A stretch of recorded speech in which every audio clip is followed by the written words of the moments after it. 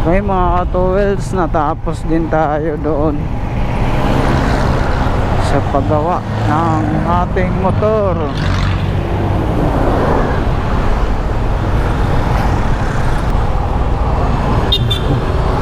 Hindi ko na nakunan yung pagkatapos mismo.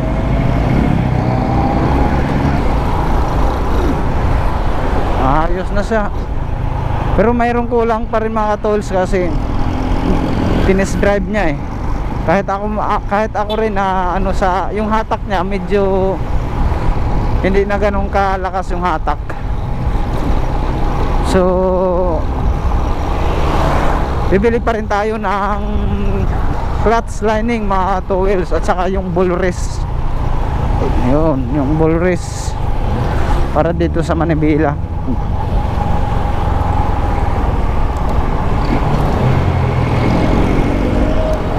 Ano na kasi hinigpitan na nga lang to eh, kasi medyo hinigpitan na yung dito yung leg nya. Nasanay na siguro ako. Medyo tennis drive nya, malikot daw kasi yung manibela. Basta goods lagi. Ngayon nga pakiramdam ko goods na siya eh. Napalitan na ng ibang part sa makina eh. Ayos siya. Tapos nagtip ako doon ng 500 sa mekaniko kasi maayos sa gumawa mga ka-towels. Galing sa gumawa. Tapos pupunasan pa yung motor mo na marumi. Pinunasan niya. Magaling siya na good siya na mekaniko. May malasakit sa customer yung mekaniko. Pag mayroong sira yung motor mo or pasira, sasabihin na sa'yo. Kumbaga parang lang, hindi naman talaga yung papalitan na agad. Parang binalaan ka lang niya na ito pasira na. Kahit ako ramdam ko naman eh, yung hatak ng motor ko hindi na kagaya noon. So ibig sabihin palitin na yung yung clutch lining ba tawag doon. Yun, palitin na yun. Tsaka masarap na hawakan yung handle grip nya. Goods siya, goods.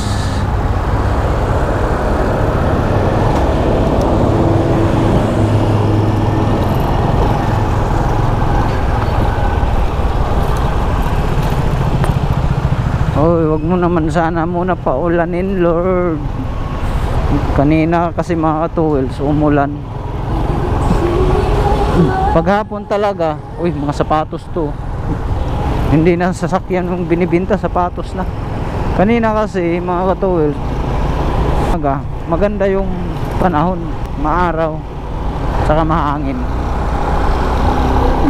Tapos yung bigla na lang pagdating ng mga hapon, alas 2 na siguro, yun umulan na.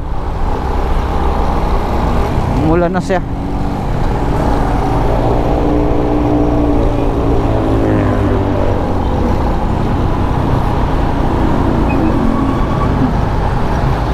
Buti ngayon hindi umulan.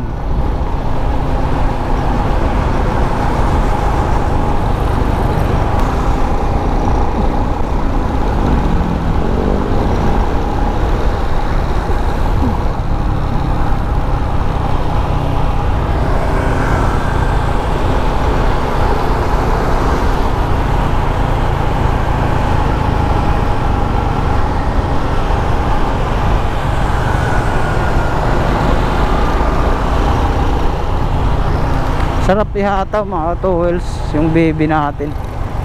Yung baby ko, hindi natin, akin lang pala to. Baby ko.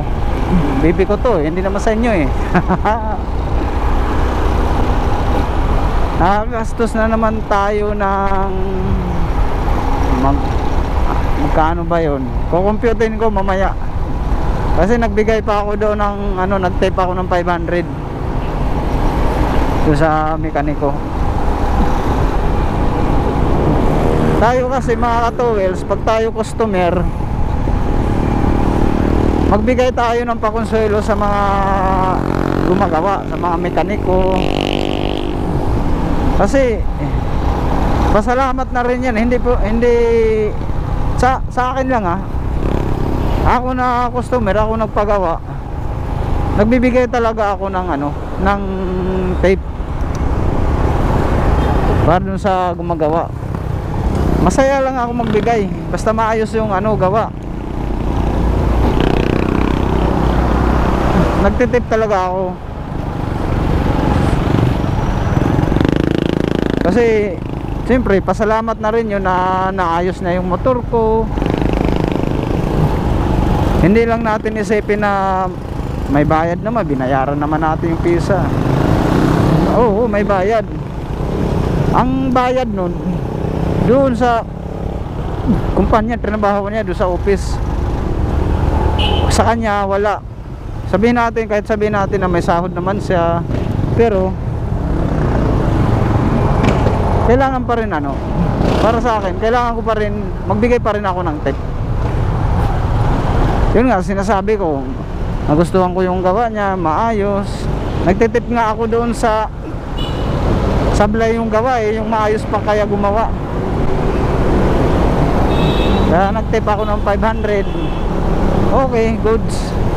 Maganda. Kita naman ngayon yung under ng motor at saka yung parang hindi lang parang umismo talaga yung takbo niya. Umismot yung takbo ng motor ko. Goods siya.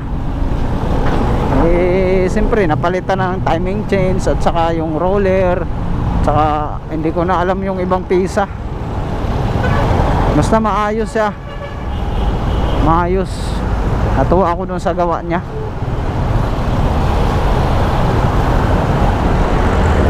Pakonselo ko lang yung tip na yon. Masaya ako masaya ako na naayos na yung baby ko. Ow, ow. Goods siya, goods. Maganda. Dito na tayo sa Perlin. Sa Perlin na tayo mga katowel.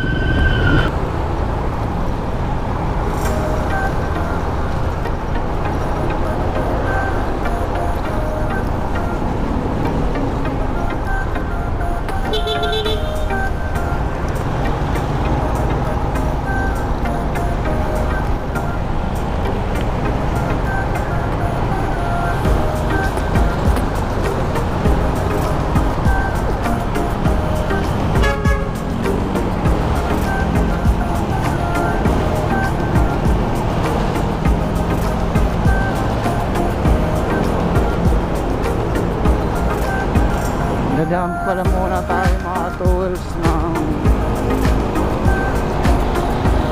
wag na, bukas na lang, diretso na lang tayo uwi. Ayun na lang tayo diretso.